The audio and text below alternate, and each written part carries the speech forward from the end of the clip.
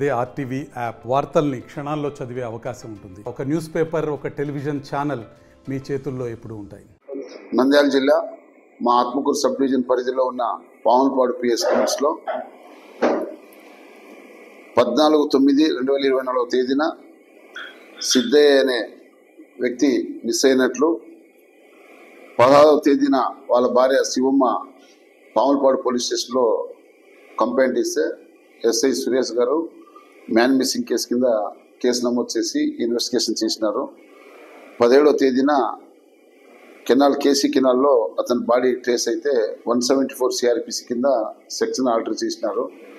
తర్వాత 201 ఐపీసీ కింద section alter చేసి ఎక్స్ప్రెస్ ఎఫ్ఐఆర్ పంపిస్తే మా సిఐ సురేష్ కుమార్ రెడ్డి గారు కేసు ఇన్వెస్టిగేషన్ టేకనప్ చేసి ఈరోజు 9:45 AM ఇద్దరు ముద్దాయిలు ఉన్నారు, సురేష్, అశోక్.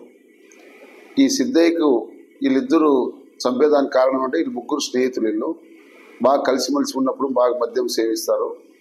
కాకపోతే సిద్ధయ్యకి సురేష్ పైన ఒక అనుమానం, వాళ్ళ ఫ్యామిలీ వాళ్ళ మిస్సెస్ ఏదో అక్రమ సంబంధం ఉంటే ఒక అనుమానం. అది దీని మధ్య వీళ్ళ మధ్య ఒక డిస్ప్యూట్ స్టార్ట్ అయింది. 13వ తేదీ రాత్రే గొడవ జరిగింది వీళ్ళిద్దరి మధ్య. తర్వాత 14వ తేదీ వచ్చి వీళ్ళు ముగ్గురు కలిసి బైక్లో పోయినారు, మందు తాగినారు. బాగా తాగిన తర్వాత ఆడ మాట పెరిగి సిద్ధయ్యకు సురేష్ మధ్య గొడవ స్టార్ట్ అయింది. అప్పుడు అక్కడే ఉన్న స్టోన్ ఒక రాయి తీసుకొని సురేష్ సిద్ధయ్య తలపైన కొట్టి హెడ్ ఇంజరీ చేసినాడు. తర్వాత సురేష్, అశోక్ ఇద్దరు కలిసి సిద్ధయ్యని కేసీ కెనాల్లో తోసేసినారు.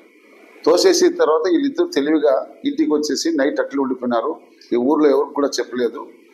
మరుసటి రోజు పొద్దునే 15వ తేదీన సురేష్ ఆయన వినగుండలో ఉంటాడు, అక్కడ వెళ్ళిపోయినాడు. తర్వాత మా సిఐ గారు చాలా చాకచక్యంగా వాళ్ళ సిడిఆర్స్ కొంతమంది సాక్షులందరినీ ఇంటర్గేట్ చేస్తే వాళ్ళిద్దరూ వాళ్ళే మర్డర్ చేసినట్లు ఇన్వెస్టిగేషన్లో రుజువు కావడంతో ఈరోజు అరెస్ట్ చేసి వాళ్ళని కోర్టుకు రిమాండ్ పంపిస్తున్నాం. మరిన్ని వీడియోస్ కోసం ఛానల్ ని సబ్స్క్రైబ్ చేయండి, లేటెస్ట్ అప్డేట్స్ కోసం వాట్సాప్ ఛానల్ ని ఫాలో చేయండి అండ్ లింక్ డిస్క్రిప్షన్ లో ఉంది.